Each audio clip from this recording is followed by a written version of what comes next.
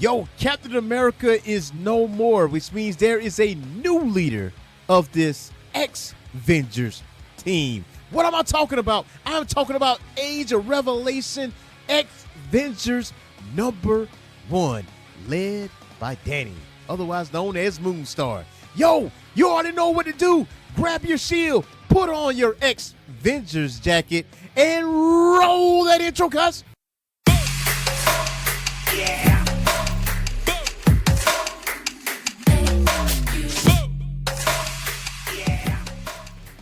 What's going on, Geek Corner? This is your boy, Earth Smack the Mad Scientist, and welcome to the Orange Phoenix Media Channel. So today, we are covering X-Vengers #1 in the Age of Revelation, man. And I'm telling you right now, you want to stick around to the end of this video because you want to hear my personal review on X-Vengers. So let's jump into it. So X-Vengers opens up with this dialogue because they visit the Captain America Memorial. And it says, "We made it, Steve. The Avengers are still fighting toward that dream. Your old teammates, Natasha Romanoff, Clint Barton, Vision, Shang-Chi, Scott Lang, after a rough decade, they're still the same at their core. It took a lot of hustle for Cannonball and I to get this team back to where it's at. The world still needs the Avengers."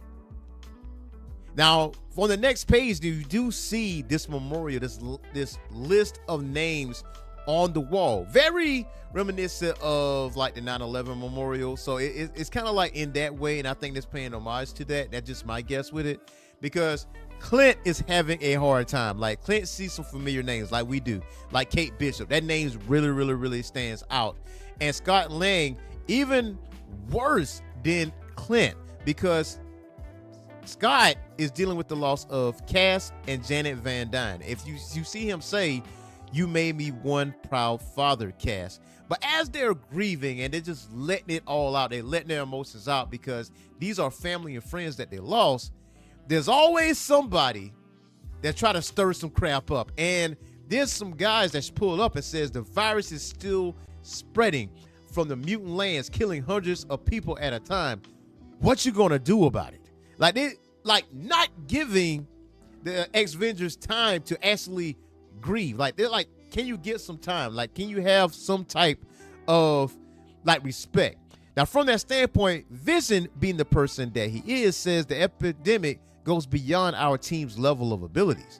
It'll take the joint efforts of our world leaders, virologists, and response teams to coordinate a nationwide plan. And their response is, these are just excuses. We know where your allegiance lies. That mutant dictator Revelation must have loved seeing us humans go extinct.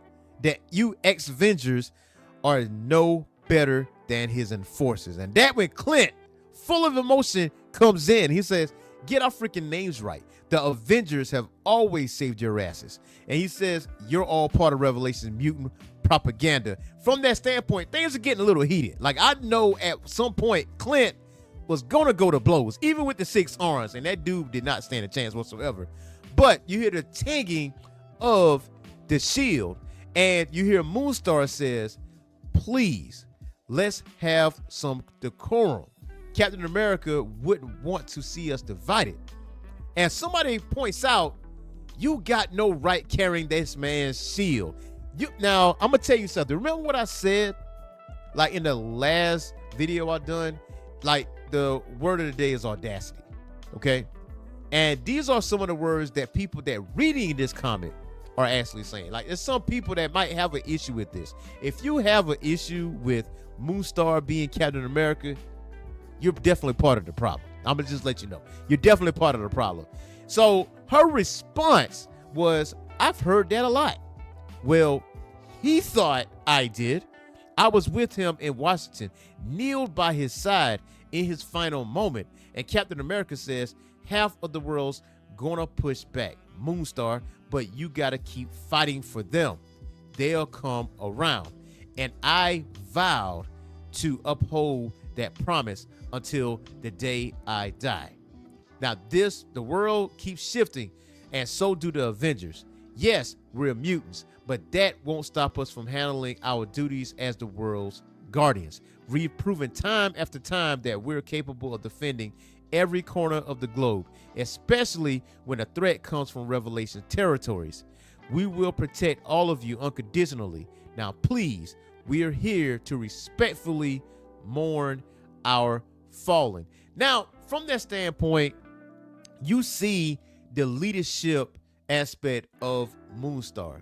Like, she takes this leadership role very seriously. I mean, you was there for Captain America's like final moments, and he gives you this shield and says, listen, you are the person I'm choosing. And I know what you guys thinking, like, well, there was nobody else around at the time. Yeah, he just picked the person to give the shield to. No, Steve is very matter of fact. Like, if like people that he choose to be Captain America, and it doesn't go without thought. So for Moonstar to be who she is and how she's able to lead, especially in his first few pages of X-Vengers, that says a lot about her leadership skills. Now, also during this distraction, because you know this is Age of Revelation, they're dealing with a lot. The Kree feels like this is ample opportunity for us to visit Earth and pretty much take care of this thing, pretty much destroy Earth or rule over it. And then you see Yall the Accuser, and he says our intel was right. The planet's preoccupied with its own crisis. Earth's mightiest heroes are broken. Commence our annexation. Now, from that standpoint, they go to Philadelphia, Pennsylvania, and parts of the Revelation territories, and they start destroying buildings, endangering people's lives, and that's when the Avengers step in. And Danny says, I ask myself this every day, Cap. Did you pass the shield down to me out of convenience? I was the only one there. And Cap says, don't give up the dream, Danny, for everyone's sake. And it goes back to her inner dialogue, and it says, though I know in your heart you saw me, both wanted the same thing. In a world more divisive than ever, I wish you could see us carry the spirit of what you stood for. It took your old teammates a long while to get used to what the X-Virus did to them, their new normal. And this is where we find out about each Avengers member. It says Scott can fragmentally grow and shrink. He can also alter his body's density to be impenetrable, but he couldn't change his physical abnormality. We're still working on his self-acceptance. The Black Widow was stubborn. She was a talking puddle when I found her. She thought all of her training went down the drain. Sorry for the pun, but we can laugh about it now. She came around after I taught her how to hold it together. So Black Widow is basically Hydro Man, but Hydro Woman. And then we go to Shang-Chi, and she says, before I really got to know him, I'd heard stories of Shang-Chi being a man of precision. But since the X-Virus, everything he touches shatters into glass. He had to relearn self-control every waking minute, and when he can let loose. Vision had been our guiding light since Cannonball and I picked up the pieces. He holds a vast knowledge of the team's history. Then he was consumed by the Technarch overgrowth in the territories. He connected with every activity where the Technarch grows, but it can be too much noise for him to process. His daughter Viv wasn't as lucky to survive the fusion, and he has been shielding his emotions since. If only he will let me help him. And it says, and Hawkeye. Now, Hawkeye grew up to 6 arms. Now, Hawkeye, even with 2 arms, is extremely, insanely accurate. So imagine him with 6 arms, with 2 bows, shooting several arrows. Like, he's probably one of the most dangerous people on the team, and how deadly accurate that he is. So for him to be eyes in the sky and him being the pilot, yeah, that's a pretty stout team. That is a pretty stout team. Now, from that standpoint, the Avengers are able to take care of Yall the Accuser. Now the Kree and Yall the Accuser wasn't really the central, villains in this situation. I mean, they was there as a plot device because they showcase what the Avengers are able to do, led by Moonstar. And quick quick work. And from that standpoint, it says the way we do things can get messy, but we still get the job done. Now, these are different times, Steve, and we're making the best of it. Now, after they took care of the Kree, the Seraphims showed up. And it seemed like there's some little bit of banter between those two, because you have Sunspot saying, let's give it up for the Avengers. Like, woohoo! Like, yo, let's give it up for them. Hand clap for everybody. But basically, he's asking Cannonball and Danny, like, listen, the offer still stands. Y'all can come join us. The big guy was watching y'all. Revelation was seeing y'all. Like, y'all already passed the audition. And Danny was like, the answer's still no. He like, you know, I'm gonna stop asking, Danny. And Hawkeye was like, here, maybe your master has plans for this guy. And Casa like, probably. Thunderbird and Random can take him in. Now, from that standpoint, as they're having this banter, Scott is being overtaken by the Technarch, and he cannot escape it. From that standpoint, Hawkeye was like, listen, I got you. So he shot a freezing arrow to actually stop the infection, but it's still going on.